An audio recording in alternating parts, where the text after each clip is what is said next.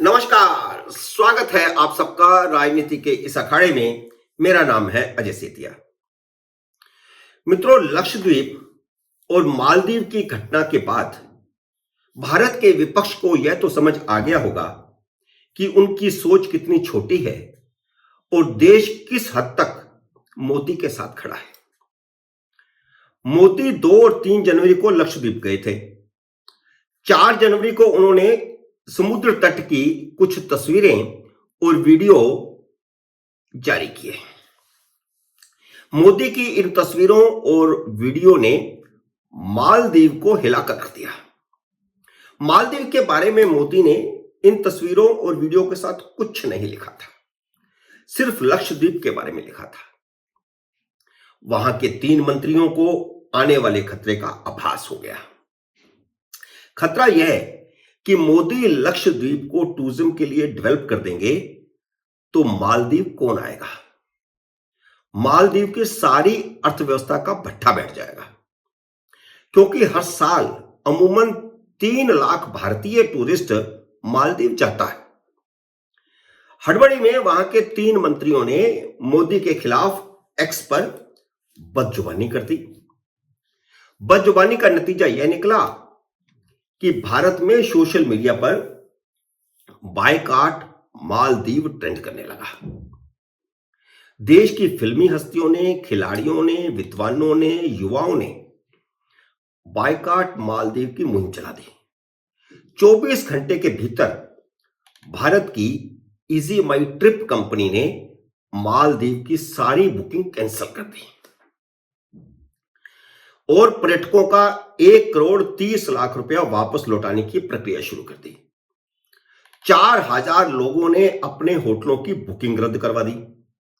3000 हवाई टिकटें रद्द हो गई। मालदीव के उच्चायुक्त को विदेश मंत्रालय ने तलब किया। आखिर भारत के प्रधानमंत्री के खिलाफ और भारत के खिलाफ वहां के मंत्री बदजुबानी करेंगे तो भारत कैसे बर्दाश्त करेगा। यह तो अभी शुरुआत है। इस खतरे को वहां के विपक्ष और भारत विरोधी नए राष्ट्रपति मोइजू ने तुरंत भांप लिया, जिसने राष्ट्रपति बनते ही भारत के साथ रिश्ते खराब करना शुरू कर दिया था। भारत के साथ रिश्ते का खराब होना उतना खतरनाक नहीं है जितना यह कि वह मालदीव को चीन की गोदी में बिठाने की कोशिश कर रहा है। चीन की सेना मालदीव में आकर बैठ जाएगी तो भारत के लिए खतरा बढ़ेगा, क्योंकि मालदीव और लक्षद्वीप की दूरी सिर्फ 754 किलोमीटर की है। चीन समर्थक मालदीव के राष्ट्रपति मोइजू ने राष्ट्रपति की शपथ लेने से पहले ही मालदीव में तैनात 75 भारतीय सैनिकों को हटाने की मांग रखती थी और बाद में एक विदेश यात्रा के दौरान जब उनकी प्रधानमंत्री मोदी से मुलाकात हुई तो उन्होंने उनके सामने भी यह मांग रखी। इन सैनिकों को वहां आपदाग्रस्त लोगों को बचाने के लिए लगाया गया था।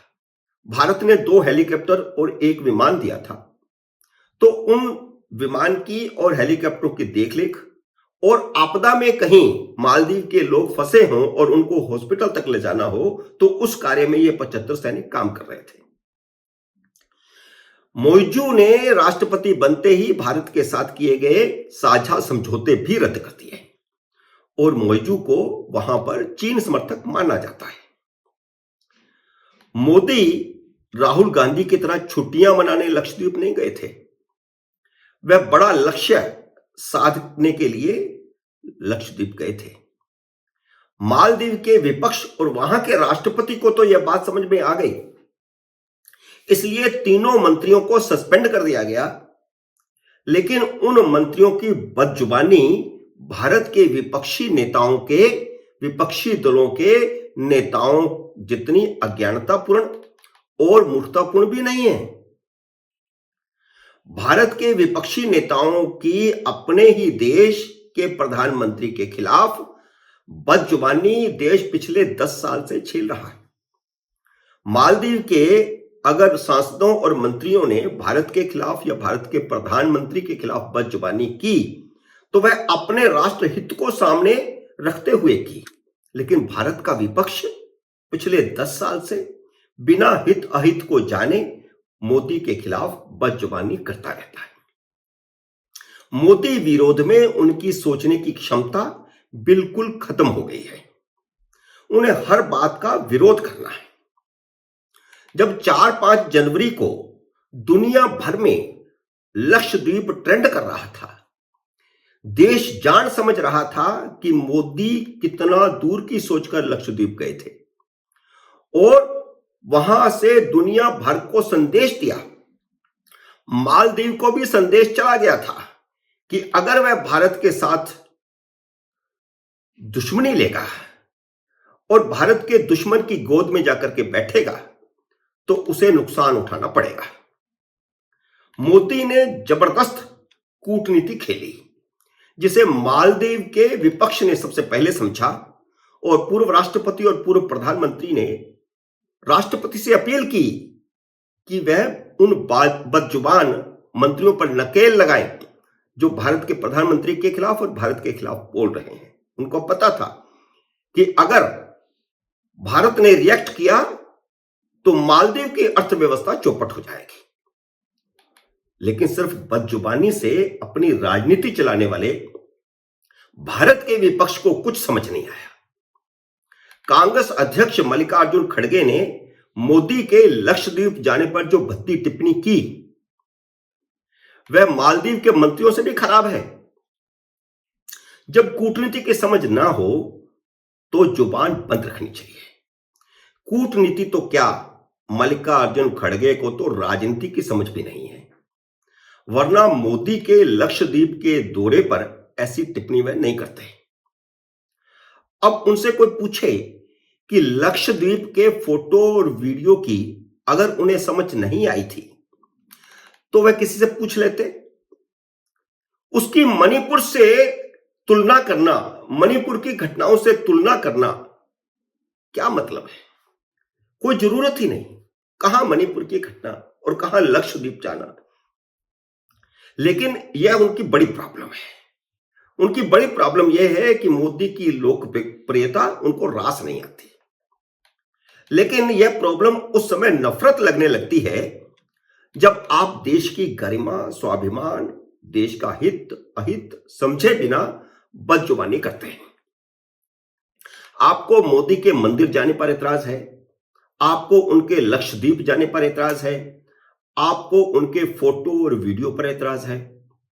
यह सब नफरत है, मोहब्बत की दुकान नहीं है।